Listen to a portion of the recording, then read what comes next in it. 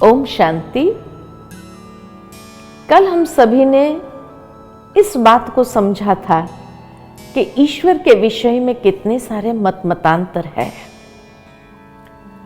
और उन सभी मतांतरों में सत्य को समझने के लिए हमने आपको एक कसौटी दिया था 5 बातों की। उन बातों को पुनः थोड़ा रिवाइज कर लेते हैं कि ईश्वर उनको कहा जाता है जो पहली बात सर्वधर्म मान्य हो। दूसरा, ईश्वर उनको कहा जाता है जो सर्वोच्च शक्ति हो। तीसरा, ईश्वर उनको कहा जाता है जो सर्वोपरे हो। चौथा, ईश्वर उसको कहा जाता है जो पर होते हुए भी सर्वज्ञ हो। और 5वां, परमेश्वर उसको कहा जाता है जो सर्व गुणों में अनंत हो। ये 5 बातें कसौटी है। अभी जो दुनिया के अंदर अनेक मान्यताएं हैं, उन मान्यताओं में से हम कुछ मान्यताओं को उठा करके इस कसौटी पर कसकर देखते हैं। सत्य है, नहीं तो सत्य को प्राप्त करेंगे। पहली बात, जब हम कहते हैं प्रकृति परमेश्वर है, तो क्या प्रकृति के साथ ये 5 बातें लगेगी? क्या प्रकृति को सभी धर्म वाले ईश्वर के रूप में स्वीकार करेंगे? सोचने की बात है कि हर धर्म वाले तो नहीं स्वीकार करेंगे। क्या प्रकृति को सर्वोच्च शक्ति कहेंगे? यह भी मुश्किल है कि प्रकृति को सर्वोच्च शक्ति भी नहीं कह सकते हैं। किसी कवि ने बहुत सुंदर ये गीत की लाइन लिखी है कि वो कौन चित्रकार है, वो कौन चित्रकार है जिसने प्रकृति का इतना सुंदर चित्र खींचा, वो चित्रकार कौन है? अब हमें अपने विवेक से समझना है, क्या प्रकृति स्वयं परमेश्वर है या प्रकृति उस परमेश्वर की रचना है, उस चित्रकार का चित्र है? आपका विवेक क्या कहता है? यही कहेंगे कि प्रकृति परमेश्वर की बहुत सुंदर रचना है। और अगर वो रचना है तो प्रकृति को परमेश्वर मानना ये अज्ञान था। अज्ञानता के कारण हमने मान लिया, सत्य तो नहीं है। दूसरी बात, जब हम कहते हैं आत्मा ही परमात्मा है, ये कहां तक सत्य है? क्या आत्मा को परमात्मा के रूप में सभी धर्म वाले स्वीकार करेंगे?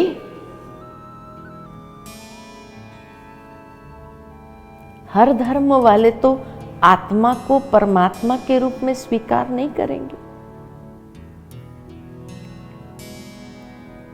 संसार का खेल कहा जाता है 3 शक्तियों के आधार पर चलता है, पुरुष, परम पुरुष और प्रकृति। ये तीनों सत्ताओं के आधार से ये संसार का खेल चलता है। तो पुरुष यानी आत्मा, परम पुरुष यानी परमात्मा, दोनों अलग अलग सत्ता है। दोनों एक नहीं दर्शाया है शास्त्रों के अनुसार भी। और इसीलिए मनुष्य जब भगवान के मंदिर में जाते हैं तो अपनी प्रार्थना में यही गाते हैं, तुम मात पिता हम बालक तेरे। अब सत्य क्या है? हम ही ईश्वर हैं या हम उस परमेश्वर के संतान हैं? मैं समझती हूं आपका विवेक भी इस बात को स्वीकार करता होगा कि परमात्मा के संतान हैं हम सभी आत्माएं। लेकिन तब कई लोग क्या समझते हैं कि नहीं, अगर हम जीवन में पुरुषार्थ करेंगे तो हम परमात्मा बन जाएंगे। पहली बात, परमात्मा कोई बनने की चीज नहीं है, कोई पोस्ट पोजीशन नहीं है जो मैंने पुरुषार्थ किया और मैं प्राप्त कर लूं। नहीं, आज इस संसार में मनुष्य अपनी मेहनत से, पुरुषार्थ से कोई भी पोस्ट पोजीशन, डिग्री को हासिल कर सकता है, लेकिन कोई भी इंसान खुद का बाप बन सकता है, खुद का माता पिता नहीं बन सकता है। पिता जैसा जरूर बनेगा, पिता जैसा बनकर पिता का कारोबार संभालेगा, पिता जैसा होकर के छोटे भाई बहनों को बड़ा करेगा, लेकिन जब पिता के सामने जाएगा तब बच्चा ही रहेगा। पिता जैसा और पिता बन जाना अंतर है। हम आत्माएं भी पिता जैसे बन सकते हैं, लेकिन स्वयं परमात्मा नहीं बन सकते।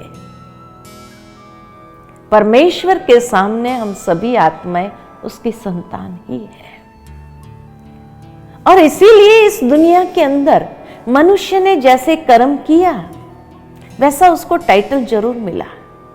किसी ने पुण्य कर्म किया तो कहेंगे पुण्यात्मा है, किसी ने महान कर्म किया तो कहेंगे महात्मा है, किसी ने धर्म का काम किया तो कहेंगे धर्मात्मा है, किसी ने दिव्य कर्म किया तो कहेंगे देवात्मा है।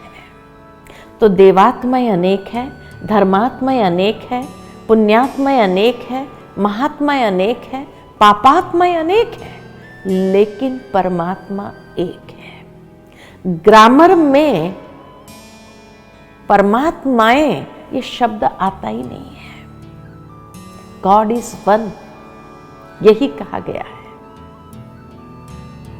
लेकिन तब कई बार कई लोग क्या मिसाल देते हैं कि जैसे सागर से बुदबुदा निकला और सागर में समा गया, ऐसे एक बड़ा परमात्मा है जिसके टुकड़े टुकड़े होकर, अंश होकर के हम इस संसार में आए, और अंत में जाकर के सारे बुदबुदे उसी सागर में विलीन हो जाएंगे और परमात्मा बन जाएंगे। ये कहां तक सत्य है? पहली बात, सागर से बुदबुदा निकला और सागर में समा गया, यह संभव है क्योंकि वो तत्व है। तत्व तत्व में समा सकता है, लेकिन आत्मा तत्व नहीं है। आत्मा एक शक्ति है, शक्ति का टुकड़ा नहीं हो सकता है। तत्व का टुकड़ा हो सकता है और तत्व तत्व में मिल जाता है, और जब तत्व तत्व में मिल गया तो उस बुदबुदे का अस्तित्व समाप्त हो गया, वो सागर बन गया। लेकिन आत्मा शक्ति है, शक्ति का न टुकड़ा होता है न वो समा सकता है, उसका अपना अस्तित्व है, अजर अमर अविनाशी, जिसके अस्तित्व का कभी विनाश नहीं हो सकता है। तब कई बार कई लोग बहस भी कर लेते हैं कि अरे जैसे पुत्र पिता का अंश है, ऐसे आत्मा भी परमात्मा का अंश है। पुत्र पिता का अंश है ये शरीर, जो फिर भी ये तत्वों का बना हुआ है, लेकिन आत्मा तत्व नहीं है, और इसीलिए आत्मा का अपना अस्तित्व है। तो सत्य क्या है? आत्मा ही परमात्मा कहना सत्य है, या आत्मा परमात्मा की संतान है कहना सत्य है? आपका विवेक क्या कहता है? मैं समझती हूं कि आप भी उस बात से सहमत होंगे, आपका विवेक इस बात को स्वीकार करता होगा कि आत्मा परमात्मा की संतान है। पिता जैसा बन सकते हैं, पिता नहीं बन जाते हैं। खुद के पिता कैसे बन सकते हैं? तीसरी बात, जब हम कहते हैं ब्रह्म ईश्वर है, आत्मा ब्रह्म है, परम ब्रह्म परमात्मा है। अब सोचने की बात है कि ब्रह्म क्या चीज है? ब्रह्म भी एक तत्व है। जिस तरह ये 5 तत्वों की दुनिया है, ऐसे महान तत्व है, परम ब्रह्म महान तत्व है। अज्ञानता के कारण हम दो बातें करते आए हैं। प्रकृति परमेश्वर है भी कहा, प्रकृति परमेश्वर की रचना है ये भी कहा, वो तो क्लियर हो गया। दूसरा, आत्मा सो परमात्मा भी कहा, आत्मा परमात्मा की संतान है भी कहा। दोनों बातें कही, सत्य सिद्ध हो गया, आत्मा परमात्मा की संतान है। इसी तरह एक तरफ हम कहते हैं ब्रह्म ईश्वर है, दूसरी ओर ये भी कहते हैं पार ब्रह्म में रहने वाले ईश्वर, पार ब्रह्म परमेश्वर, जो 5 तत्वों की दुनिया से पार परम ब्रह्म में निवास करने वाले ईश्वर। अब हमें अपने विवेक के आधार से समझना है कि दोनों बातों में सत्य क्या है। ब्रह्म ही ईश्वर है कहना सत्य है, या पार ब्रह्म परमेश्वर है कहना सत्य है? जरूर है, हर कोई ये कहेगा कि पार ब्रह्म में निवास करने वाले ईश्वर, ये सत्य है। आगे बढ़े। चौथी बात, जब हम कहते हैं कण कण में व्यापक है, कहां नहीं है, सर्वव्यापी है। अब कण कण में व्यापक है, क्या हमारा विवेक इस बात को भी स्वीकार करता है कि ईश्वर कण कण में है? कूड़ा कचरा गंध गटर सब में भगवान है।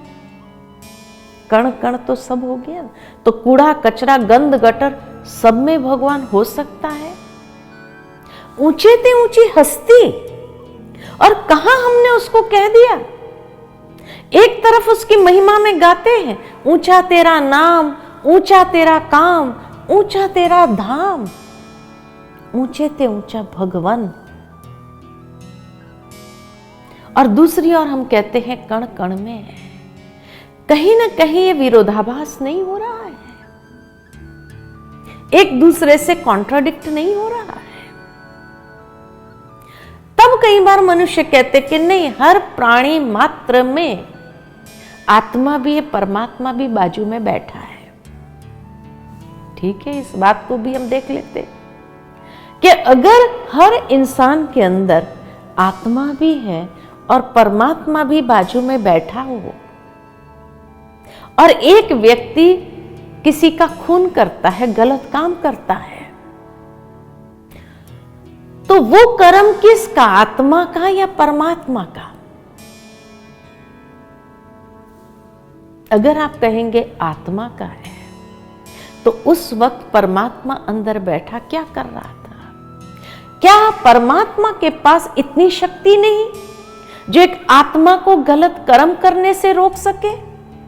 इतनी ताकत नहीं है। आज घर में बच्चे होते हैं, बच्चे किसी बात को लेकर आपस में झगड़ा करने लगे, माता पिता सामने बैठे हो, अगर मारपीट करने लगे तो माता पिता देखते रहेंगे कि उसका कर्म वो जाने, या छुड़ाएंगे? क्योंकि मनुष्य अक्सर ये कहता है कि मनुष्य जो कर्म करता है, परमात्मा उस समय साक्षी हो जाता है, उस समय मनुष्य के कर्म में इंटरफियर नहीं करता है।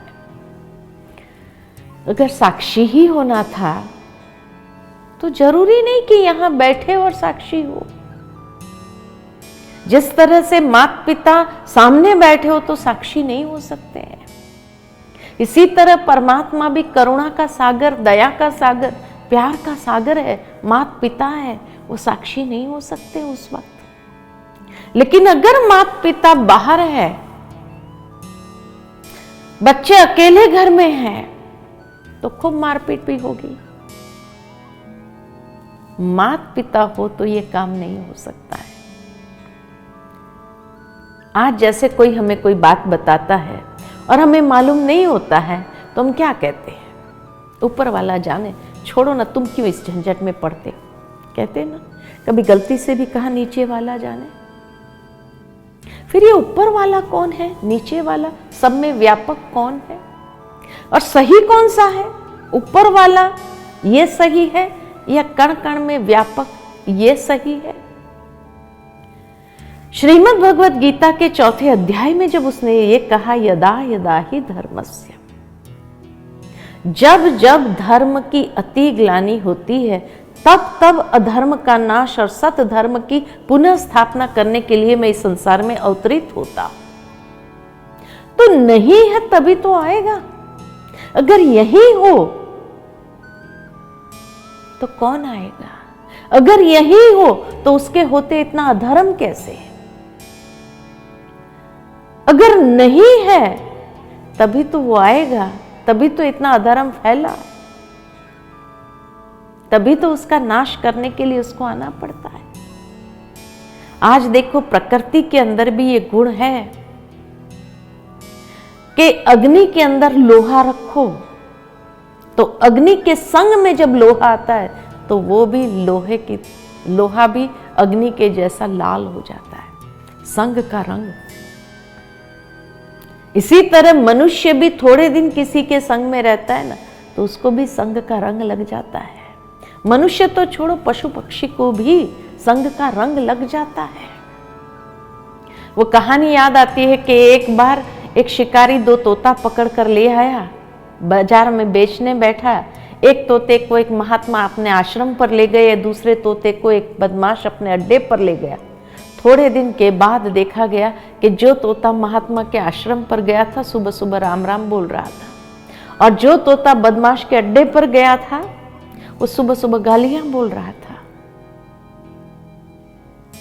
इसी तरह परमात्मा अगर हम सब के बाजू में बैठा है, पारस है, और वो पारस बाजू में बैठने के बाद भी हम दिन प्रतिदिन गिरते ही गए, अधोगति होती गई, ये हो सकता है? ये तो परमात्मा का सबसे बड़ा अपमान कहेंगे कि वो बाजू में बैठने के बाद भी उसके पास अगर इतनी क्षमता नहीं हमें पारस बनाने की, तो बैठने का कोई मतलब नहीं है। लेकिन तब फिर बात आती है कि सर्वव्यापकता की बात भी तो शास्त्रों में ही है, तो क्या शास्त्र गलत है?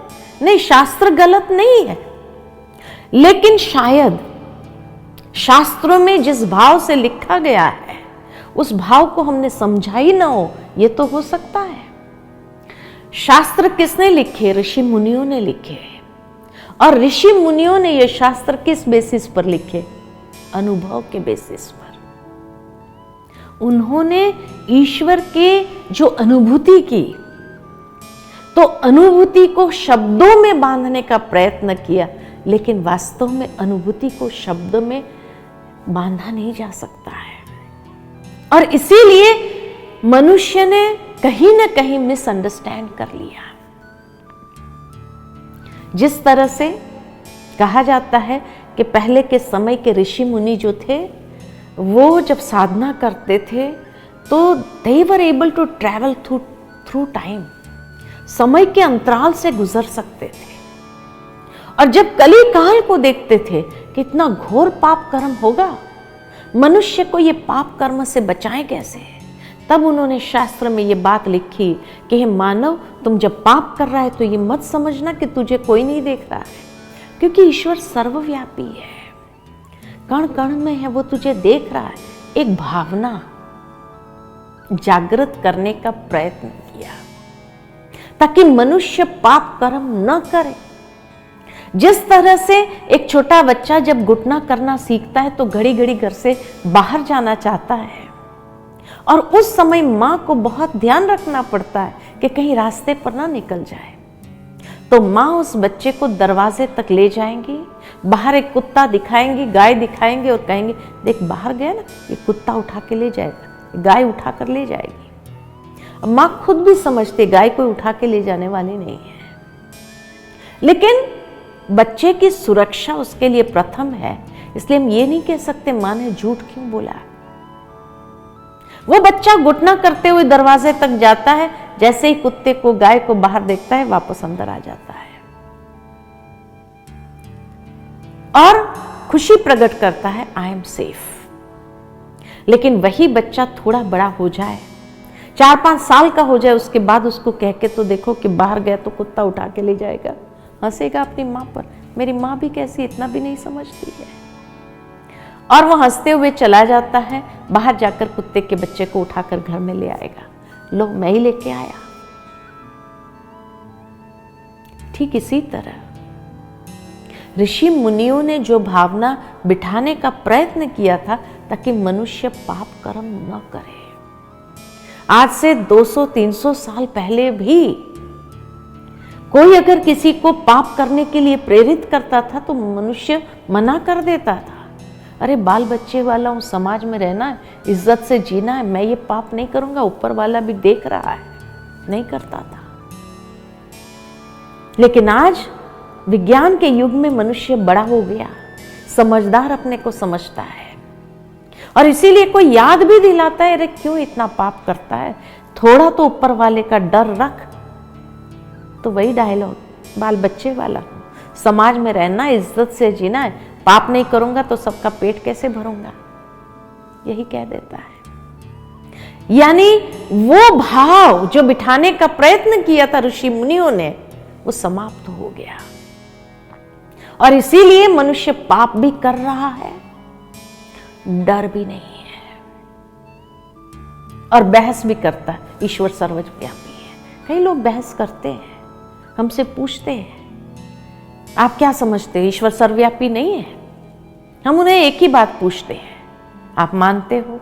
कहते हैं हाँ हम तो मानते हैं, ईश्वर कण कण में है। तो फिर हम यही कहते हैं उनको, अगर आप मानते हो कि ईश्वर कण कण में है तो इसका मतलब ये हुआ कि आपने जीवन में कभी कोई पाप कर्म नहीं किया होगा। जब ये बात कहते हैं तो क्या कहते हैं, अरे पाप तो होता ही है ना, जब आपको स्वीकार नहीं करना है, आपको पाप करते जाना है, तो वाई एडवोकेट? Y advocate? या तो मानो, पाप न करो, फिर कहो कि हां, तब लोग मानेंगे उस बात को।